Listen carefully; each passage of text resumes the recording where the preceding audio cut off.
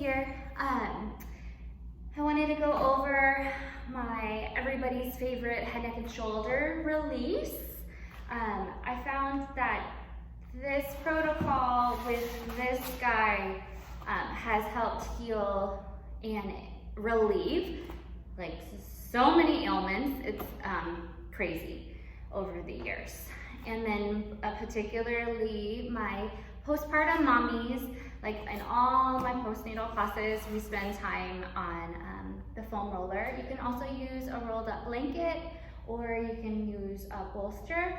I really find the foam roller beneficial because we can incorporate some core work, because you have to stay on like a cylinder, and they can be found for really relatively cheap. So this is not like rolling you out. This is actually trying to like release some shoulder and neck tension, as well as incorporating some core work. Again, the core work that I'm suggesting you to do is safe for postpartum folks, which means from now and forever, for the most part, right? There's caveats. But you don't have to worry about like, is this gonna aggravate my separation or anything like that. It should put everything back together again and provide you some release from, nursing baby or lugging toddlers or carrying the weight of the world on your shoulders. So hopefully I will kind of follow the outline on my blog. On my blog, there's everyone's favorite neck shoulder release sequence. Hopefully when you watch this, I'll have pictures, but at the moment I just have it outlined. Or maybe I'll just throw this up there. Anyway, so hopefully I'm following that outline roughly. I'll kind of talk you through it just like I do in my classes, and I hope you enjoy it. So I have a sticky mat just to kind of help keep the foam roller at bay, but you can definitely just throw this out on your kitchen floor if you have a minute. This can be as long as 20 minutes, depending on how really aware you are with your breath and moving with your breath and how many repetitions you want to take, or it can be a really quick release. So hopefully I'll show you something that's in the middle, and I'll show you some things you can add as well, okay? So from here, we're gonna lay it lengthwise, and you're gonna have head and booty on the foam roller. So I want the foam roller to be length, like your spine is along the foam roller, and then everything's just kind of melting off to the sides. And you can have your arms off into a T for a little bit. Self-adjust and breathe. And then for me, arms off into a T, I already noticed some shoulder tension here, so I can always go a little bit further in to create more ease. So I don't want you to create more suffering, I want more ease in the body. You can think about that lateral diaphragmatic breath. That's a good place to start too. And you're just letting yourself just kind of melt as much as possible on the foam roller. Some of us kind of need to move. We can't just like stay still. So this might be fun to like attempt to stay on the foam roller and get those benefits. So from here, you can reach up to the sky. Start ceiling first. So I'm reaching up to the ceiling at the studio, and then I'm gonna reach to the sunshine. It's actually sunny here in Seattle today. And then squeeze. But when I say squeeze, there's gentle, like there's friendly love going on in there. It's not like squeeze it out. You're gonna reach up to the beautiful blue sky, and then hug the foam roller with your shoulder blades. Some folks get in here and it's like, oh my gosh, I didn't realize how many knots I have.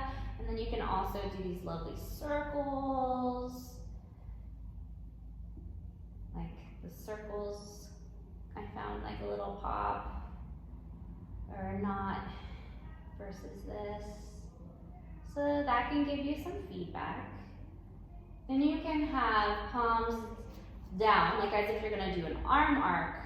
And you can come down, and then you can come up. And there's ways to play with the breath. You could do an exhale to bring arms back, and an inhale to find space. Or if you notice, I can really like splay ribs here, but I really want to keep ribs down. And then you can use the exhale. So you can also do an inhale to prepare. And an exhale, anchor through the abs. Keep those ribs down. I might not get as far. And then an inhale to return. So there's different things. Just make sure you're not gripping in the glutes, just shoulders. And you'll be amazed how much like other parts of the body want to tense up. Like keep your jaw soft, brow lines, worry lines. Like what are those doing? All right, so you got those guys. You could also do like a alternating back and forth. Inhale to go over to the side. Exhale to come back.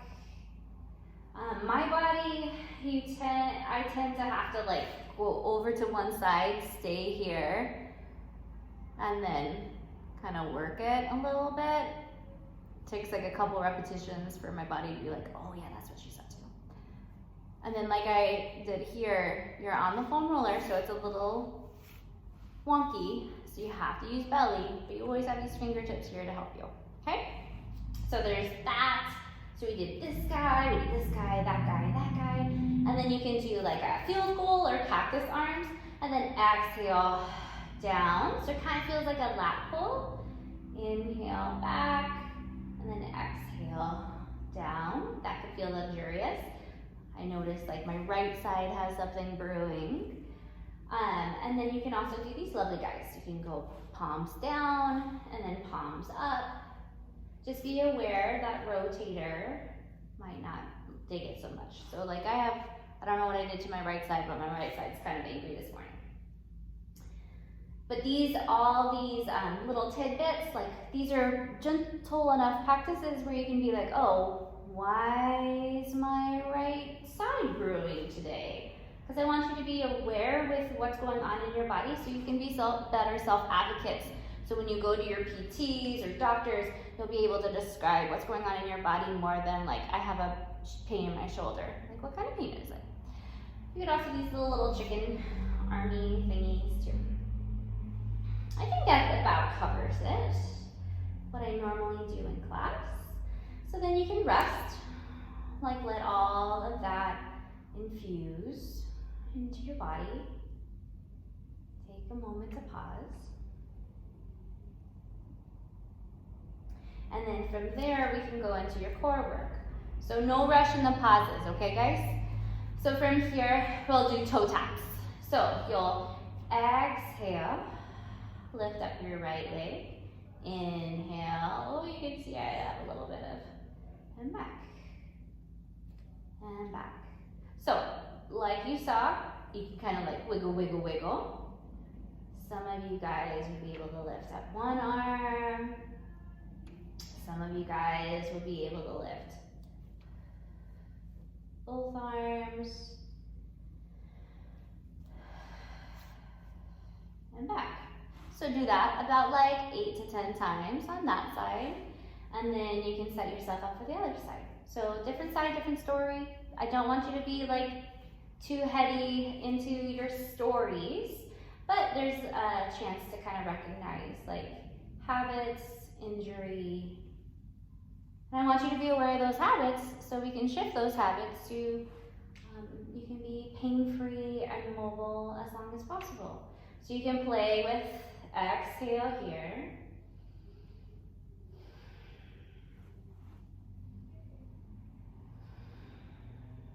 And then you can play with both arms. Inhale to prepare. Exhale. Up. Inhale. And exhale. Good. So you do about 8 to 10 on up. Then you'll lift both legs. Exhale. One leg at a time. Exhale. Remember, it could be like hands, fingertips, no hands if you want to be pretty cool. Inhale, exhale.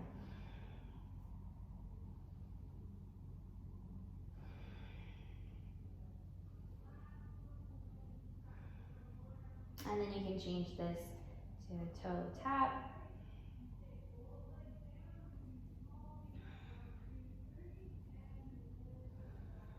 And then back and forth. Then you can take a pause. Find length, try to like let go of body.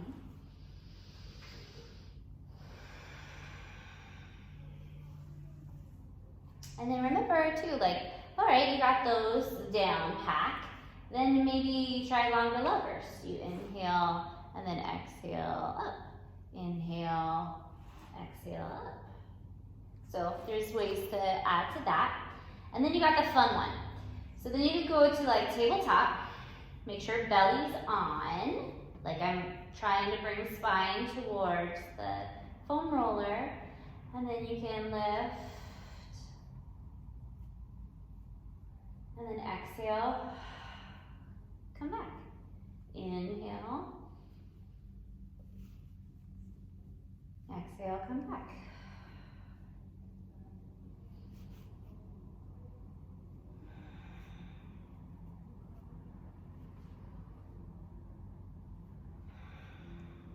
So you can do 8 to 10. I don't know why I keep saying 6. It's totally normal to fall off, so definitely have fun with it. If you have any popping in the hips or arms, I want you to back off a little bit. So I don't want you to have like any popping or like grinding or like shortage of space. I always want you to have space and I always want you to have ease. So I noticed one of the repetitions, my left hip kind of popped a little bit. So I should start to go a little bit smaller to strengthen the areas like before it pops. Even if there's no pain associated with it, I still want you to be like pain-free, glidey, blah, blah. So about 8 to 10 reps of each of them. It's a Pilates kind of thing, right? Because in the wonderful world of Pilates, we think just do 1 or 2 perfect ones versus a bunch of shitty ones. Or half-assed ones. So take your time, find your breath, have some fun. Like already my shoulders kind of feel more spacious. So if you do 8 to 10 reps, you're moving with your breath, you're taking breaks in between each. So your body has a chance to kind of remember and infuse and nourish your body. And it should take you like 20 minutes or so. So I hope you can enjoy. I hope it feels luxurious, and I hope it kind of grounds you and settles you so you can be better mamas and awesome